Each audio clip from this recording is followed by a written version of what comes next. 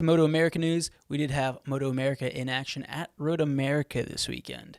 And in the Superbike class, it would be another trend of domination continued by Jake Gagne. Jake Gagne, barring the first round issue in race 1 with the motor, has been the man to beat. He has been kind of what Cam Beaubier had been doing before, but doing that this year.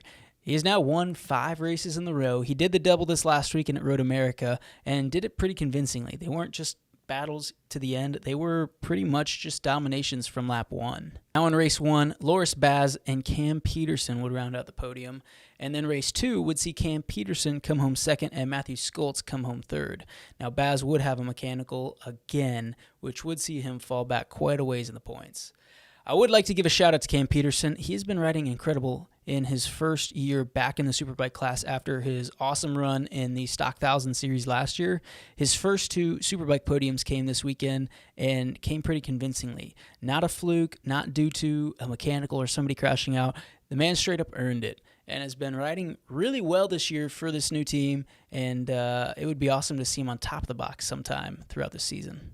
The third round of the season, which was at Road America, would also present the second round for the King of the Baggers series. This is a pretty crazy class that has seen a factory Harley team and a factory Indian team join the fray, as well as teams like Hoban Brothers, Vance and Hines, Roland Sands Designs. A ton of people have come and put a bunch of time and effort into making these behemoths go around the track and actually really freaking fast too. So this weekend, Harley would take their first win in the King of the Baggers series, and they would actually sweep the podium. Part of this was due to the factory Indian of Tyler O'Hara having a mechanical issue which would cause him to DNF with a couple laps remaining in the race. Now, when the mechanical happened, he was a little ways behind Kyle Wyman on his Screamin' Eagle factory Harley, and that would see Kyle come home first, take his first Harley win. Now to make it even better for Harley and the Wyman family, Travis Wyman, who had just recently joined the team, came home second, and then Hayden Gillum on the Vance and Hines Harley-Davidson would come home third. Supersport provided probably the best race that we have seen this year between two guys just absolutely duking it out. The first race, we saw 35 lead changes between Richie Escalante and Sean Dillon Kelly. Just left and right, every time they seemed to get a chance, they would just be stuffing it up in there on each other. And what made it even crazier is what happened on the last lap. Now, while there was no for sure guess who would win, we figured it would be one of these two.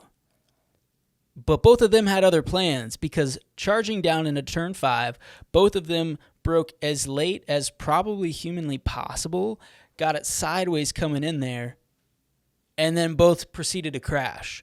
Not into each other, just separate low sides at just about the same time. You would see Sean Dillon Kelly low side, as you see right here, and then Richie Escalante would follow soon after. This would allow Stefano Mesa, the true privateer, to come home with his first win in the Supersport category. Sam Lockoff, the rookie on the M4 X-Star Suzuki, would come home second, and Benjamin Smith would come home with a podium in third. Now race 2, the two front runners would manage to keep it on 2 wheels. Richie would win the race. Sean Dillon Kelly would be second, and Stefano Mesa, another podium, coming home third.